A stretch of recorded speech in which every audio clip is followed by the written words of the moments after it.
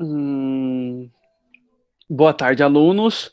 Hoje nós teremos nossa aula sobre período joanino. Na última aula, nós vimos a nossa última parte sobre o Napoleão, né? O governo do Napoleão, como aconteceu ele, o que ele fez, né? Qual foi o fim dele. Agora nós vamos falar um pouquinho do que aconteceu com Portugal, né? Porque a gente viu que a família real de Portugal havia sido é, havia sido expulsa, por assim dizer, né, fugido de Portugal, porque o Napoleão atacou Portugal. Mas o contexto. O Brasil, ele é uma colônia nesse momento, uma colônia de Portugal, né? O contato entre os reis europeus e o povo das colônias era feito pelos representantes deles aqui nas colônias, né? E nenhum rei até aquele momento, havia feito uma viagem para visitar o continente americano. Ou seja, eles comandavam uma terra que eles nunca tinham nem visto, né? Só mesmo em pinturas. Os reis, eles deviam estar sempre protegidos na corte. Mas com o ataque de Bonaparte, né, a situação ela começa a se alterar porque nós temos a ameaça de uma invasão no território português que colocava a família real portuguesa em perigo lá em Portugal. Então, eles teriam que mudar isso. Agora vamos assistir um vidinho falando um pouquinho sobre esse momento histórico.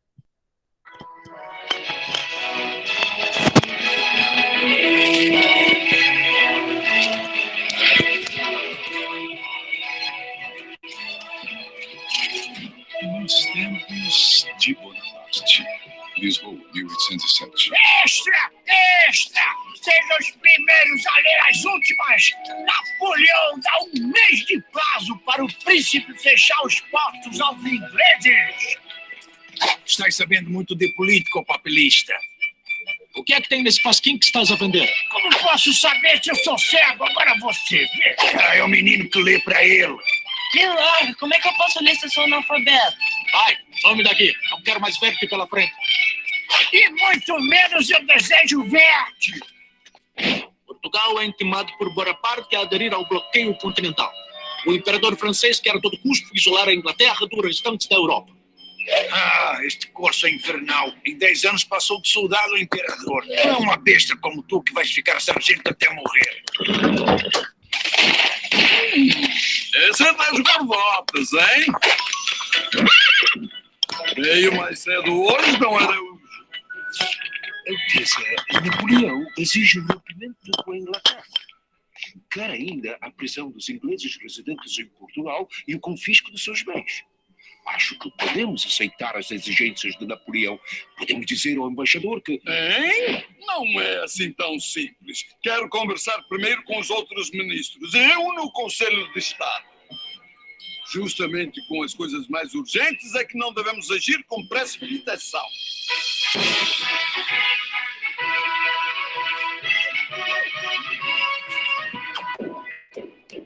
Sua Alteza Real, Príncipe Regente!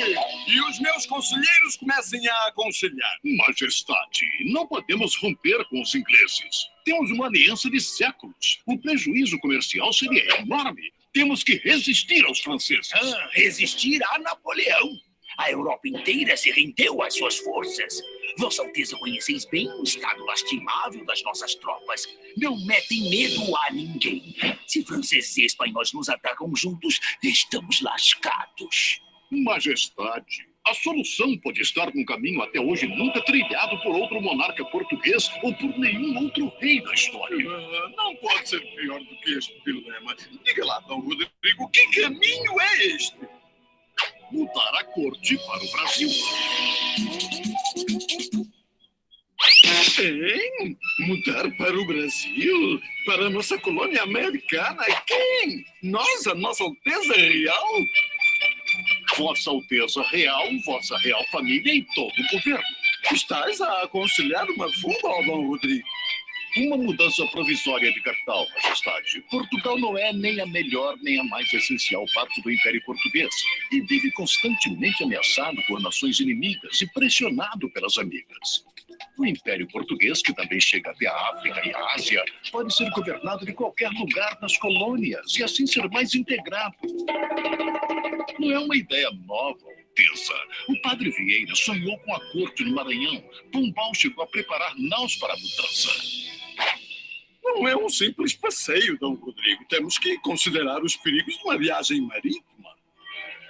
Uma solução menos drástica, Alteza, seria enviar apenas vosso filho, o príncipe herdeiro, para o Brasil. Perde-se o reino, mas preserva-se a coroa e a dinastia. Palácio de Queluz. Ai, que os demônios estão a me levar! Calma, minha mãe. É o Joãozinho, seu filhinho. Desde que a rainha Dona Maria I foi declarada incapaz de governar por problemas mentais, o príncipe Dom João é o regente. E quem são esses querubins? São as princesinhas, as infantas. Venham dar um beijo na avózinha. Olha lá os netinhos, Dom Miguel e Dom Pedrinho. Ai, que lindos! Tomei uma decisão. Pedro não vai sem a família real. Ou vamos todos ou todos ficamos. Só não decidi ainda se vou ou se fico. No Palácio de Fontainebleau, em Paris, o causador de tudo, ou quase tudo, Napoleão. A coroa portuguesa continua me enrolando. Não me oferece prova alguma de lealdade. Tenho o exército mais temido da Europa na fronteira espanhola, pronto para invadir o território lusitano. Lá, eles acham que estão me enganando? Eu queria invadir, ou melhor, entrar em Portugal como amigo, mas já que eles me querem como inimigo, voilà. E agora, minha Santa Bárbara, o que Vossa Alteza vinha a fazer? Rejeita o bloqueio continental desse perverso gaulês ou confisca os bens dos ingleses? Vossa Alteza não decidiu se vai ou se fica. No que vai dar essa história? Hein, meu São Jerônimo? Bem, a gente conseguiu ver algumas coisinhas bem interessantes sobre a situação de Portugal, né, do Império Português nesse momento histórico aqui. Esse é um quadrinho feito por historiadores brasileiros, tá, gente? E eles se acataram muito na realidade histórica daquele momento, né? Então, tudo que eles estão colocando aqui, grande parte disso realmente aconteceu, tá, gente? É bem interessante, vocês podem encontrar vários vídeos deles no YouTube gratuito. Bem, quando os franceses ameaçam atacar o Brasil, Brasil não, né? Portugal, a família real vem para o Brasil com tudo, né? É uma das maiores migrações reais do mundo, né? Da família real mudando de lugar do mundo. É aqui da família real portuguesa vindo para o Brasil. E também foi uma das maiores novidades do século XIX, né, gente? Porque uma família totalmente antiga, né? Uma das famílias mais antigas da Europa tá vindo para o Brasil e começando agora um país na América governar um país uma colônia começou a governar uma metrópole. Era um pensamento totalmente novo isso. E essa mudança era permanente, porque era uma solução para muitos dos problemas que os portugueses tinham, porque estando em Portugal, na realidade, eles eram muito pressionados e tinham muitos problemas com outros países lá, mas governando de qualquer outro lugar, né, por qualquer colônia, o Império Português era muito mais forte, né, por assim dizer. Aqui nós temos uma foto do Dom João e da mãe dele, né, que era meio lelezinha da cuca. Nessa época, a rainha de Portugal, que era a Dona Maria I, né, ela era mentalmente incapaz de governar, tá, gente? Se dizia que ela tinha pegado sífilis, né? Que é uma doença, é uma DST, né? Que degenera o cérebro. Então ela estava totalmente piradinha. E a administração real passou o trono, né, para o Dom João, como um príncipe regente, né? No momento que ela morresse, que a Dona Maria I morresse, quem ia virar o rei ia ser o Dom João, né? E teve circunstâncias de mudança, né? Quais foram as circunstâncias que trouxeram todo aquele momento? Na nossa aula de Napoleão, a gente falou que o Napoleão estabeleceu o bloqueio continental. O que era isso? Nenhum país do continente europeu poderia comerciar com a Inglaterra. Então, a ameaça a Portugal se tornava cada vez mais real, porque eles não obedeceram o bloqueio continental. E em 1807, o Dom João não vê alternativa a não ser fugir para o Brasil. E em Portugal, começa uma loucura por causa disso, porque não foi uma notícia que foi anunciada muito tempo antes. Ele simplesmente decidiu e na semana eles já foram, né? E muitas pessoas queriam partir com o rei, temendo que o Napoleão entrasse em Portugal, tomasse Portugal e pronto, agora eles não teriam mais nenhuma das condições que eles tinham antes, né? Porque tem que lembrar que o Napoleão estava aí, ele foi um fruto da Revolução Francesa. Então ele não queria que a nobreza tivesse força. E a nobreza, nessa época, tinha força. E uma dessas maneiras que ele fez de acomodar os portugueses que chegaram para o Brasil, né, foi bastante dura com a nossa população aqui do Brasil, né? Que tabuletas, né, que são tabuinhas escritas, foram fixadas nas portas de casas com a inscrição PR, que significava príncipe regente. E essas casas, elas eram para ser desocupadas. Ou seja, você tinha a sua casa ali e eles iam para fazer isso nas casas boas, tá, gente? Você tinha aquela sua casa boa, casa grande, que demorou bastante tempo para você construir, e simplesmente veio um dia um agente real, colou uma plaquinha na frente e falou: ó, essa casa agora é do príncipe regente, ele vai dar para alguém da corte portuguesa, ou ele mesmo vai morar aqui, e você precisa ir embora daqui. E simplesmente não vai ter pagamento para casa, não vai ter nada. Você está fazendo um serviço real e tchau. Entendeu? Saiam dessa casa. E agora o Brasil é a nova sede do governo português. Mas ela não estava estruturada para que isso acontecesse. A corte portuguesa exigia muito mais de infraestrutura do que o Brasil tinha. A gente tinha o imperador Napoleão Bonaparte, que decretou que em 1806 o bloqueio continental. O que foi esse bloqueio, gente? Quem sabe me dizer? Vamos lá, preciso que vocês participem. Quem vai responder isso para mim? Amanda, vamos lá. O que foi o bloqueio continental que a gente viu na última aula? Foi um bloqueio de continente mesmo, Isa. Mas que é o bloqueio? Que é esse bloqueio de continente? É tipo uma fronteira? Isso, ele criou uma espécie de fronteira comercial contra os ingleses, né? Agora, eles não deveriam, nenhum país do continente europeu, né, que não está no mar, né, como a Inglaterra é uma ilha, e esses países não poderiam fazer comércio com a Inglaterra. É isso que a gente estudou na aula passada. Mas, gente, por quê? Por que ele foi decretado? Por que os franceses não gostavam dos ingleses? Porque a Inglaterra ficava numa ilha e Napoleão não era bom, tipo, de luta no meio do mar. Correto. O Napoleão, ele queria o controle total da Europa. E a Inglaterra, porque eles tinham uma marinha muito boa e precisava atravessar o oceano, o mar, né, o Canal da Mancha, para você chegar na Inglaterra, o Napoleão não conseguia chegar lá para conquistar. E os ingleses eram muito poderosos industrialmente. Então, os franceses não conseguiam suprir o que os outros países necessitavam na produção deles, mas os ingleses conseguiam. Então ele queria muito que os ingleses falissem, simplesmente falissem para não ter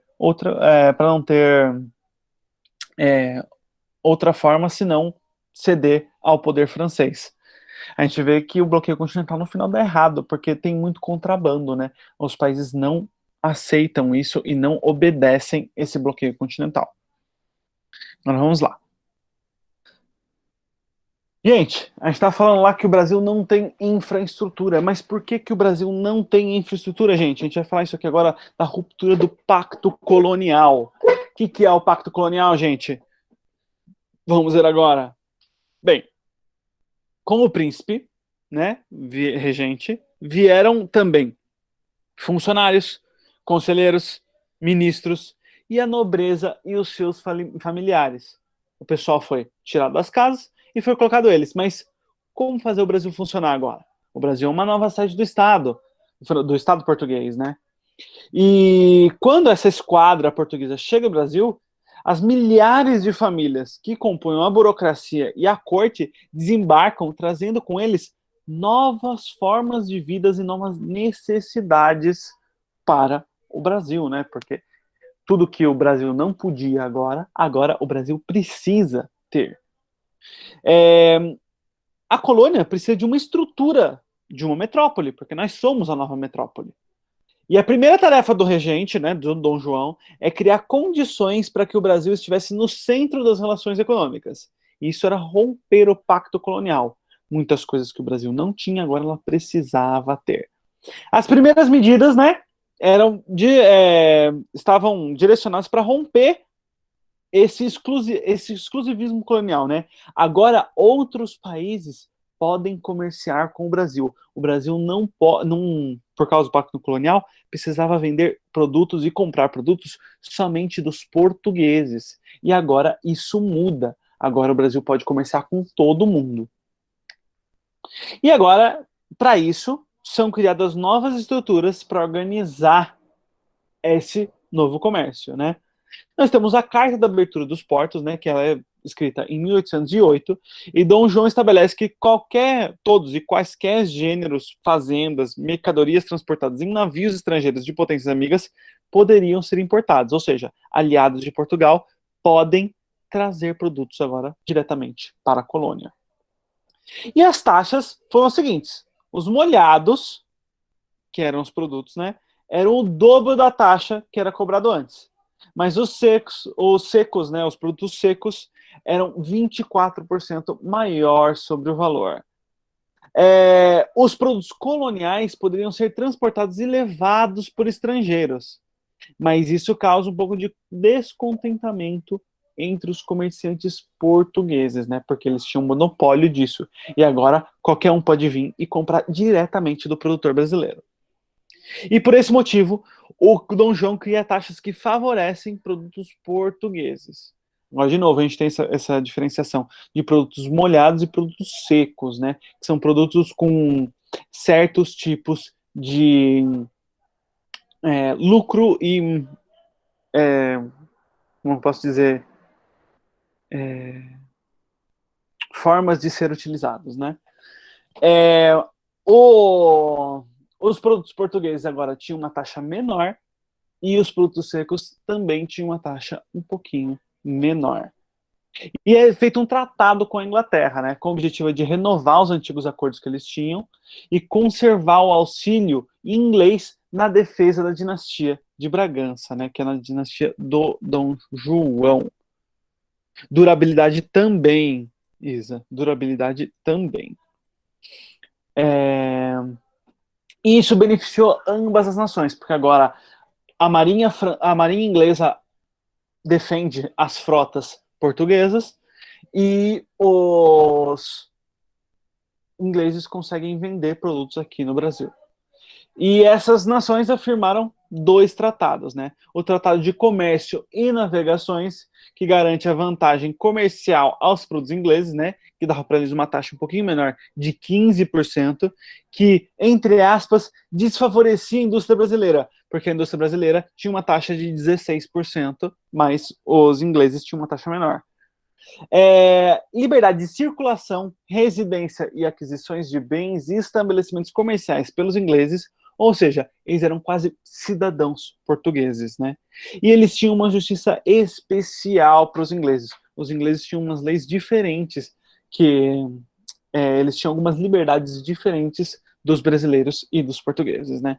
E o Tratado de Paz e Amizade, falando que não haveria perseguição religiosa aos ingleses presbiterianos ou anglicanos, né? Porque a gente já viu na Revolução Inglesa, nas revoluções inglesas, né? O que estava acontecendo no mundo, né?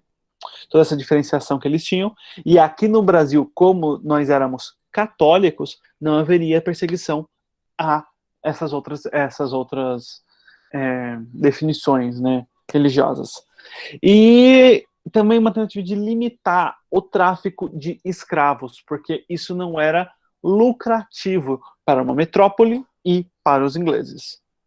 E o Brasil começa a se transformar em um grande entreposto comercial, porque todo mundo quer vir conhecer essa nova metrópole do mundo, né? O novo Império Português, e também o Brasil se torna um ponto, né, importante para todo mundo que está querendo vir das Índias pela África, entendeu? E também pontos pela África. Agora ele pode vir diretamente na metrópole portuguesa, que está aqui no Brasil, né, lá no Rio de Janeiro, e subir diretamente para os Estados Unidos, para o México, para todos esses lugares. E o Brasil assume o papel de Lisboa, que recebia produtos da colônia a fim de redistribuí-los. Antes, tudo ia para Portugal e depois era redistribuído. Agora, tudo vem para o Brasil e depois é redistribuído.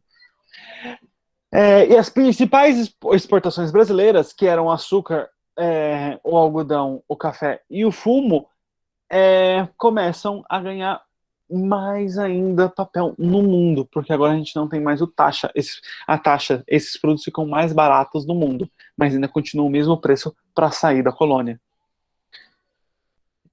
Essa vai ser a nossa aula de hoje. Na próxima aula nós vamos falar um pouquinho sobre o cotidiano que mudou aqui na cidade de Rio de Janeiro, né? Aqui no Brasil, porque ela se torna a capital, né? E também nós vamos falar sobre as instituições que são estabelecidas aqui no Brasil para segurar a nossa sociedade aqui, né? A sociedade portuguesa aqui. E vamos ter mais ou menos mais 2 aulinhas em cima desse tema, tá, gente? Essa aula vai ser gravada e vão ser postadas atividades para vocês no Google Classroom, gente. Até mais para vocês. Tchau, tchau. Tchau, professor. Obrigado pela aula. Tchau, tchau. Tchau, professor. Tenha uma boa tarde. Para vocês também.